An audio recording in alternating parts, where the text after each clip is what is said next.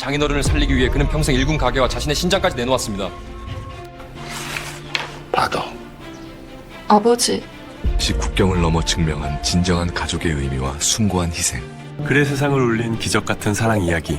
지금 바로 확인하세요. 살면서 누군가를 위해 내 모든 것을 던져본 적이 있으신가요? 나 자신의 안위보다 타인의 아픔이 더 크게 다가와 앞뒤재지 않고 손을 내미는 마음. 우리는 그것을 사랑이라 부르기도 하고 때로는 정이라고 부르기도 합니다. 오늘 들려드릴 이야기는 저 멀리 태국의 치앙마이 그 깊은 산골 마을에서 시작된 아주 특별한 기적에 관한 이야기입니다. 태국 북부의 고산지대, 안개가 자욱하게 내려앉은 마을에는 말리라는 이름의 26살 청년이 살고 있었습니다. 태국어로 자스민을 뜻하는 그 이름처럼 그녀는 마을에서 가장 맑은 미소를 가진 아이였습니다. 하지만 그녀가 짊어진 삶의 무게는 자스민 꽃잎처럼 가볍지 않았습니다. 몇 년째 이어진 기록적인 가뭄은 말린의 가족의 유일한 희망이었던 고무나무 농장을 붉은 흙먼지가 날리는 폐허로 만들어버렸습니다. 한때 초록빛으로 가득했던 농장은 이제 갈라진 땅과 죽어가는 나무들만 남아 있었습니다. 아버지는 타들어가는 농장을 보며 매일 밤 술로 시름을 달랬고 그러다 결국 지병이 악화되어 병석에 눕게 되었습니다. 말리는 새벽부터 밤늦게까지 마을의 작은 식당에서 일했습니다. 하지만 그녀가 한 달 동안 벌어들이는 돈은 아버지의 약값도 제대로 감당하지 못했습니다. 어린 동생들은 배가 고프다며 울음을 터뜨렸고 가문을 지켜온 농장은 이제 빚쟁이들의 손에 넘어가기 일보 직전이었습니다. 마을 사람들의 눈빛도 점점 차가워졌습니다. 말린의 집은 이제 끝이야. 곧 쫓겨날 거야. 어느 날 저녁 말리는 병상에 누워있는 아버지의 손을 잡았습니다. 아버지의 손은 여위어 뼈만 앙상했고 한때 굳은 살로 가득했던 그 손은 이제 힘없이 떨리고 있었습니다. 아빠, 제가 해결할게요. 걱정하지 마세요. 말리의 눈에서 뜨거운 눈물이 흘러내렸습니다. 말리는 결심했습니다. 나 하나 희생해서 우리 가족을 살릴 수 있다면. 그녀는 마을 어귀에 있는 국제결혼 중개소의 간판을 한참 동안 바라봤습니다. 간판에는 한국으로 가서 새로운 삶을 시작하세요라는 문구가 적혀 있었습니다. 말리는 알고 있었습니다. 이것이 자신을 파는 것과 다름없다는 것을. 하지만 다른 선택지는 없었습니다. 그녀는 눈물을 머금고 한국행 비행기에 올랐습니다. 국제결혼 중개소의 카탈로그에 자신의 사진을 올리며 그녀가 바란 것은 단 하나였습니다. 아버지의 약값을 대주고 가문의 자존심인 농장을 되찾아줄 사람. 그것이 설령 자신을 돈으로 사는 계약일지라도 말리는 기꺼이 그 길을 택했습니다. 비행기 창밖으로 점점 멀어지는 태국의 산들을 보며 말리는 속으로 다짐했습니다. 아빠, 조금만 기다려요. 제가 꼭 우리 가족을 지킬게요. 인천공항의 입국장은 차가운 금속성 공기로 가득했습니다. 말리는 얇은 카디건 사이로 스며드는 한국의 추위에 몸을 떨었습니다. 12월의 한국은 태국의 더위에 익숙한 그녀에게는 낯설고 두려운 곳이었습니다. 공항의 환한 형광등 불빛, 빠르게 오가는 사람들, 알아듣지 못하는 한국어들. 모든 것이 낯설었습니다. 그녀의 앞에는 45살의 남자 박민호 씨가 서 있었습니다. 경기도 변두리에서 작은 농기계 수리점을 운영하는 민호 씨는 기름때 묻은 작업복을 미처 갈아입지도 못한 채 어색하게 서 있었습니다. 그는 말리를 보자마자 어색하게 고개를 숙여 인사했습니다. 안녕하세요. 말리 씨. 서툰 영어 발음이었지만 그나마 준비해 온 것이 고마웠는지 말리는 작게 고개를 끄덕였습니다. 그의 투박한 손과 무뚝뚝한 표정을 보며 말리는 생각했습니다. 이 사람이 나를 돈으로 산 주인인가? 이제 나는 이 사람의 노예처럼 살아야 하는 걸까? 중개소 사람이 말했던 것들이 떠올랐습니다. 한국 남자들은 무뚝뚝하지만 착해요. 잘 따르면 괜찮을 거예요. 하지만 말리의 가슴 속에는 두려움만 가득했습니다. 민호 씨의 낡은 트럭에 실려 도착한 곳은 경기도의 한적한 시골 마을이었습니다. 집안 곳곳에는 쇠 냄새와 기름 냄새가 배어 있었고 거실 한쪽에는 농기계 부품들이 쌓여 있었습니다. 민호 씨는 말리에게 안방을 내어주며 자신은 수리점 뒷방에서 자겠다고 말했습니다. 말리는 이해할 수 없었습니다. 돈을 주고 데려온 아내를 왜 방치하는 것일까? 혹시 나를 시험하는 건가? 아니면 밤에 몰래 들어올 생각인가? 그날 밤부터 말리의 눈물 섞인 기도가 시작되었습니다. 그녀는 방 안에서 문을 걸어 잠근 채 태국에서 가져온 작은 부처님 상 앞에 엎드려 울었습니다. 부처님, 제발 저를 지켜주세요. 아버지와 동생들을 위해서라도 제가 여기서 살아남아야 해요. 민호 씨는 방문 너머로 들리는 그 흐느낌을 묵묵히 들으며 밤새 담배만 태울 뿐이었습니다. 그는 알고 있었습니다. 저 아이가 얼마나 무섭고 외로울지.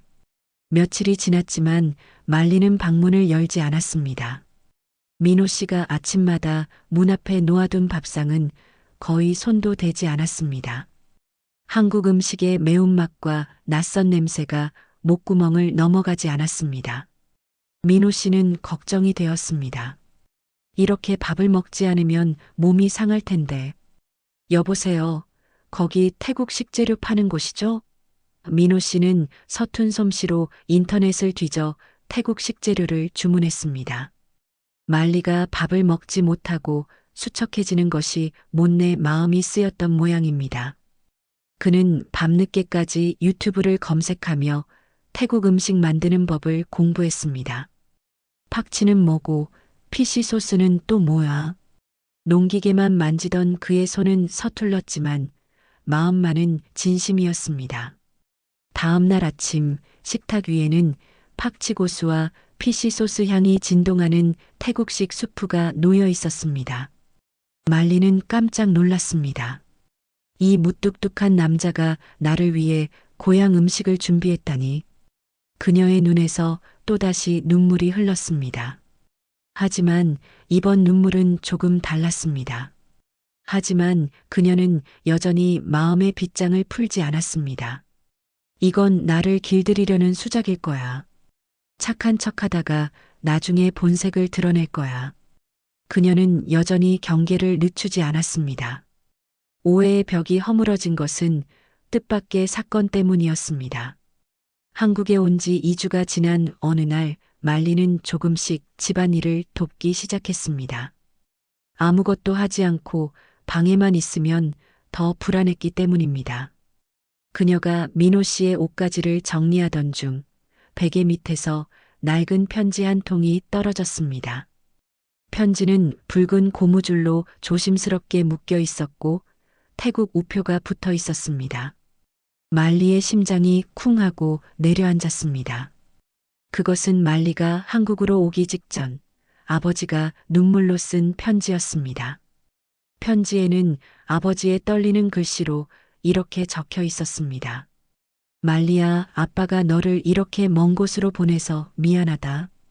매일 밤 대문 밖에 나가서 너가 돌아오기를 기다리며 온단다. 내가 없는 밤은 너무 외롭고 춥구나. 제발 거기서 잘 지내거라. 아빠는 괜찮으니 걱정하지 마라. 너만 행복하면 그것으로 충분하다. 태국어를 알 리 없는 민호 씨였지만 그는 며칠 전부터 그 편지를 들고 읍내의 다문화 센터를 전전하며 번역을 부탁했다는 사실을 말리는 나중에야 알게 되었습니다. 수리점 단골 손님이었던 다문화 센터 직원이 나중에 말리에게 말해줬습니다. 민호 씨가 편지를 번역해달라고 하시면서 우셨어요. 장인어른이 얼마나 딸을 그리워하는지 읽으면서 계속 눈물을 닦으시더라고요. 민호 씨가 퇴근하고 돌아온 저녁, 그는 말리 앞에 통장 하나를 내밀었습니다. 통장에는 민호 씨가 15년 동안 농기계를 수리하며 모은 전 재산 8천만 원이 찍혀 있었습니다. 그 돈은 민호 씨가 평생의 꿈이었던 현대식 농기계 전시장을 짓기 위해 한 푼, 두 푼 모아온 목숨 같은 돈이었습니다. 그는 하루에 라면 한 개로 끼니를 때우면서도 술 한 잔 마시지 않으면서도 오직 그 꿈을 위해 돈을 모았습니다.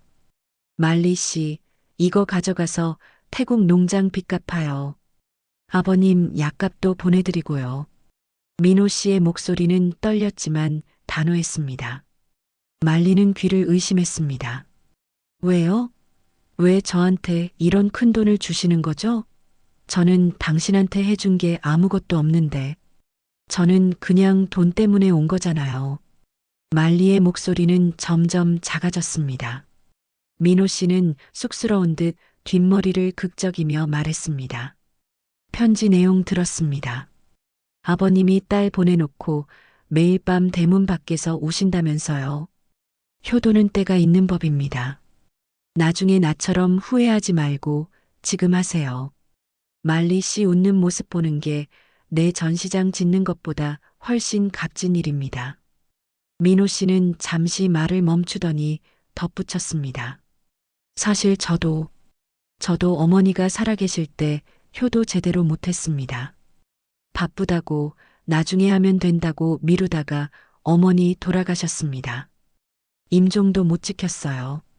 그게 제 인생 최대 후회입니다. 말리 씨는 저처럼 후회하지 마세요. 말리는 그 자리에 주저앉아 통곡했습니다. 자신을 욕망의 대상으로만 볼 줄 알았던 남자가 사실은 자신의 가장 아픈 곳을 어루만져주고 있었다는 사실에 가슴이 미어졌습니다. 태국에서는 부모에게 극진히 효도하는 것을 카타뉴라고 부릅니다. 민호 씨는 말리에게 그 카타뉴를 선물한 것이었습니다. 그날 밤 말리는 처음으로 민호 씨와 함께 거실에 앉아 이야기를 나눴습니다. 행복은 오래가지 않았습니다. 태국에서 농장 빚을 갚고 이제 막 숨을 돌리나 싶었을 때 비극적인 소식이 날아들었습니다. 말리의 어머니로부터 걸려온 전화는 울음소리로 가득했습니다. 말리야, 아버지가 쓰러지셨어. 말리의 아버지가 급성 신부전으로 쓰러졌고 당장 수술하지 않으면 생명이 위험하다는 것이었습니다. 하지만 태국의 시골 병원에서는 손을 쓸 수가 없었고 방콕의 큰 병원으로 옮기려면 상상을 초월하는 비용이 필요했습니다. 의사는 냉정하게 말했습니다. 최소 3천만 원은 있어야 합니다. 그것도 수술만 하는 비용이고 입원비와 약값은 따로입니다. 말리는 절망했습니다. 이미 민호 씨의 전 재산을 가져다 쓴 마당에 또다시 손을 벌릴 수는 없었습니다. 그녀는 밤새 거실 바닥에 엎드려 울었습니다. 어떡하지? 아버지가 죽으면 나는. 말리는 자신을 원망했습니다. 차라리 내가 더 일찍 한국에 왔더라면, 아버지가 쓰러지기 전에 더 많은 돈을 보냈더라면. 다음 날 아침 민호 씨는 말리의 붉게 부은 눈을 보고 모든 것을 알았습니다. 장인어른께서 편찮으시죠? 말리는 고개를 끄덕이며 다시 눈물을 흘렸습니다. 죄송해요. 미안해요. 저 때문에 당신 돈 다 써버렸는데 또. 말리는 더 이상 말을 잇지 못했습니다. 민호 씨는 결연한 표정으로 집을 나섰습니다. 그는 자신이 운영하던 수리점 건물을 담보로 잡히고 사채까지 끌어모았습니다. 주변 지인들은 모두 미쳤다며 그를 말렸습니다. 어이 박씨, 제정신이야? 마누라 하나 살리겠다고 평생 일궈온 가게까지 날려먹을 셈인가? 그 여자 만난 지 몇 달이나 됐다고. 태국 여자들은 돈만 받으면 도망간다니까. 정신 차려. 하지만 민호 씨는 단호했습니다. 가게는 다시 세우면 되지만 사람은 한 번 가면 끝입니다. 내 아내가 슬퍼하는 걸 보느니 길거리에 나앉는 게 낫습니다. 그는 마을 사람들의 만류를 뿌리치고 은행으로 향했습니다. 은행 직원도 말렸습니다. 사장님, 이 나이에 이렇게 큰 빚을 지시면 평생 갚기 힘드십니다. 정말 하시겠습니까? 민호 씨는 대출 서류에 주저없이 도장을 찍었습니다. 네, 하겠습니다. 민호 씨는 그 길로 태국행 비행기 표를 끊었습니다. 그는 직접 치앙마이 산골까지 달려가 장인어른을 들것에 실어 한국으로 모셔왔습니다. 비행기 안에서 말리의 아버지는 의식이 가물가물했지만 사위의 손을 꼭 잡고 놓지 않았습니다. 한국의 대학병원 응급실에 도착했을 때 의사는 고개를 저었습니다. 환자분 상태가 너무 안 좋습니다. 이식 수술이 아니면 희망이 없습니다. 하지만 한국에서 신장 이식을 받으려면 최소 2년은 기다려야 하고 그때까지 환자분이 버티기는 어려울 것 같습니다. 그때 민호 씨가 소매를 걷어붙였습니다. 선생님, 제 신장을 검사해 주십시오. 제가 주겠습니다. 의사는 놀란 표정으로 민호 씨를 바라봤습니다. 환자분의 사위시죠? 혈액형은 확인하셨습니까? 조직 적합성 검사도 해야 하고 무엇보다 본인이 한쪽 신장을 떼어내는 건 큰 결심이 필요합니다. 괜찮습니다. 검사해 주세요. 저는 젊고 건강합니다. 하나 정도는 떼어줘도 살 수 있습니다. 민호 씨의 목소리에는 흔들림이 없었습니다. 검사 결과는 기적이었습니다. 민호 씨와 장인어른의 혈액형이 일치했고 조직 적합성도 매우 높았습니다. 의사는 믿기 어렵다는 표정으로 말했습니다. 보통 형제나 부모 자식 사이에서도 이렇게 잘 맞는 경우는 드뭅니다. 정말 운명 같네요. 수술 날짜가 잡혔습니다. 수술실 밖에서 말리는 뜬 눈으로 밤을 지새웠습니다. 한 명은 자신을 낳아준 아버지였고 또 한 명은 자신을 위해 모든 것을 버린 남편이었습니다. 두 사람 모두 말리에게는 세상에서 가장 소중한 존재들이었습니다. 수술은 12시간이나 걸렸습니다. 수술실에 붉은 등이 켜져 있는 동안 말리는 한 발짝도 그 자리를 떠나지 않았습니다.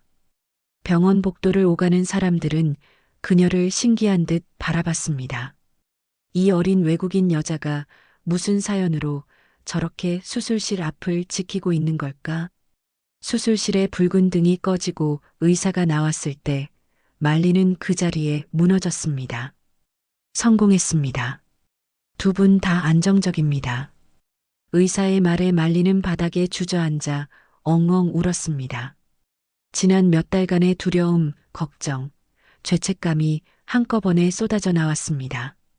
며칠 뒤 의식을 회복한 아버지는 옆 침대에 누워있는 사위 민호 씨의 손을 잡았습니다.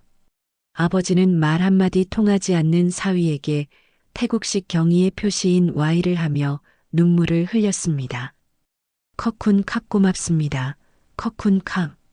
아버지는 계속해서 그 말만 반복했습니다. 그 눈물에는 돈으로 살 수 없는 깊은 감사와 존경이 담겨 있었습니다. 민호 씨는 수척해진 얼굴로 미소를 지으며 장인어른의 손을 꼭 맡았습니다. 괜찮습니다. 이제 건강해지세요. 민호 씨는 서툰 태국어로 천천히 말했습니다. 지난 며칠간 밤새워 공부한 태국어였습니다. 병원의 간호사들도 이 특별한 가족을 주목하기 시작했습니다. 저 사위분 정말 대단하세요.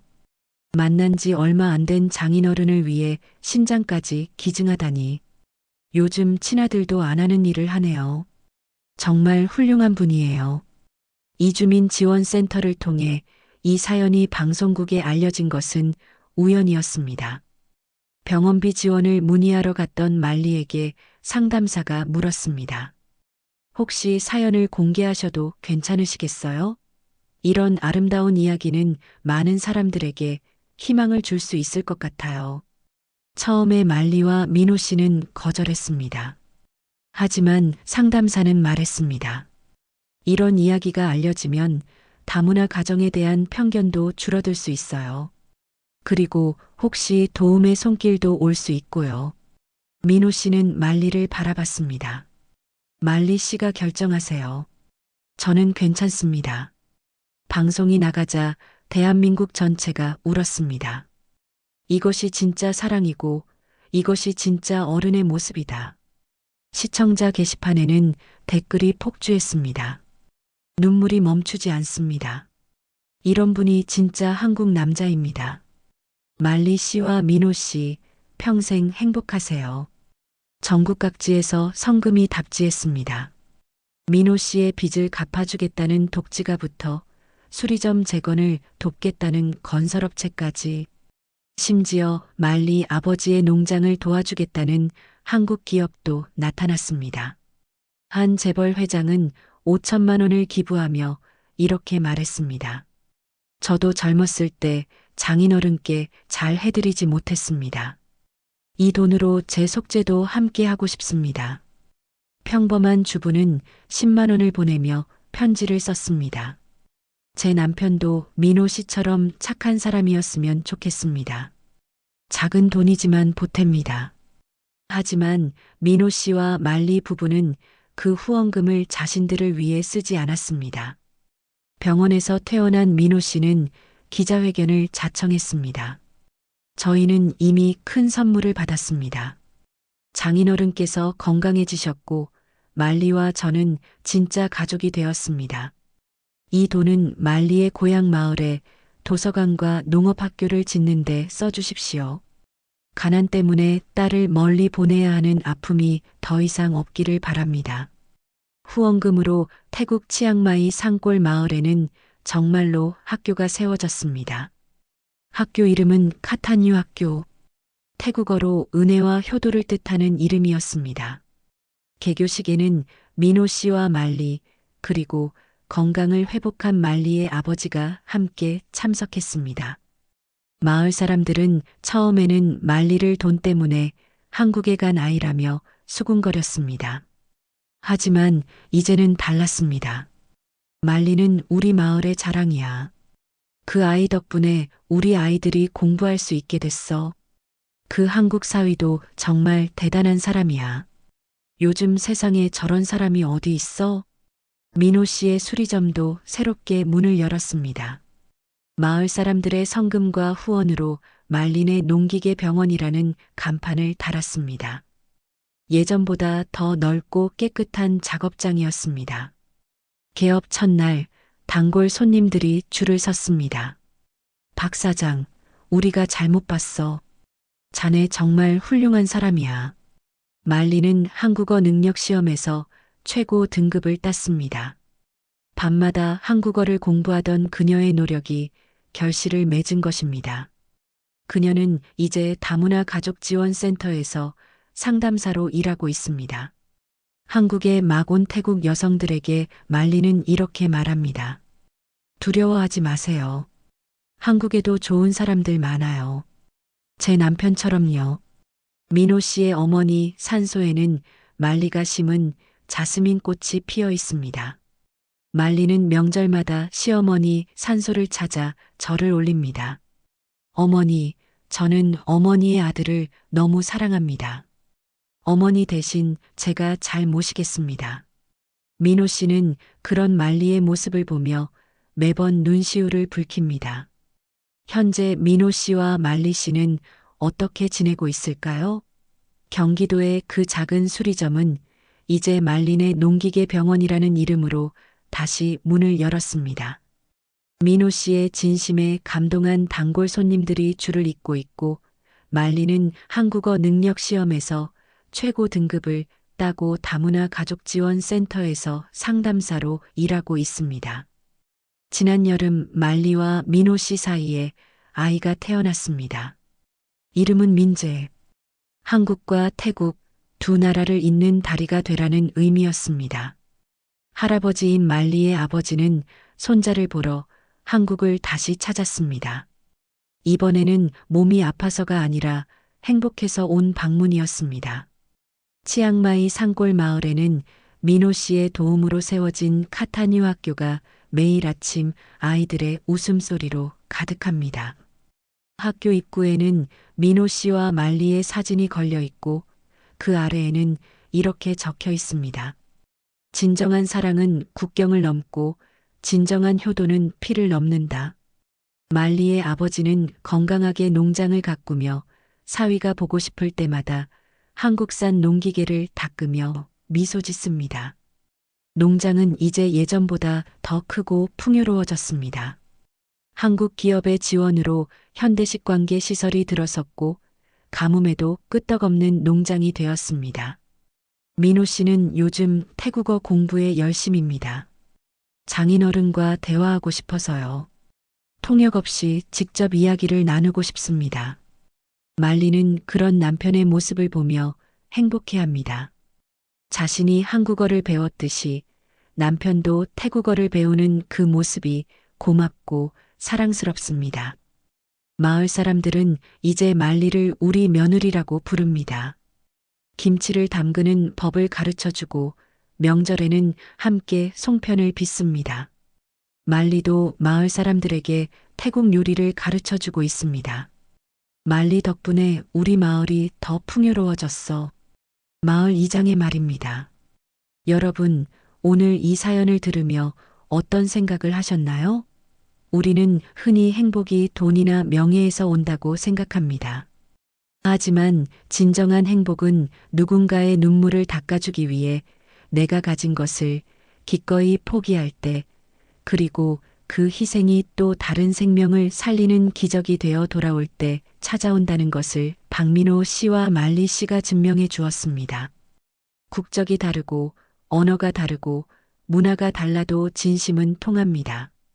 민호 씨는 말리에게 한국어를 한마디도 제대로 가르쳐 주지 못했지만 행동으로 사랑을 보여줬습니다. 말리도 민호 씨에게 태국어를 가르쳐 주지 못했지만 감사함으로 마음을 전했습니다. 오늘 저녁 곁에 있는 가족의 손을 한번 꼭 잡아보시는 건 어떨까요? 고맙다는 말 한마디가 어쩌면 세상에서 가장 큰 기적의 시작일지도 모릅니다. 당신의 작은 배려가, 당신의 따뜻한 마음이 누군가에게는 인생을 바꾸는 전환점이 될 수 있습니다. 박민호 씨와 말리 씨의 이야기는 우리에게 묻습니다. 당신은 누군가를 위해 무엇을 포기할 수 있습니까? 당신의 사랑은 얼마나 깊습니까? 이 질문에 대한 답을 찾는 것, 그것이 바로 우리가 살아가는 이유가 아닐까요? 지금까지 감동 사연이었습니다. 시청해 주셔서 고맙습니다. 여러분의 가정에도 따뜻한 사랑이 가득하기를 바랍니다. 오늘도 행복한 하루 보내세요.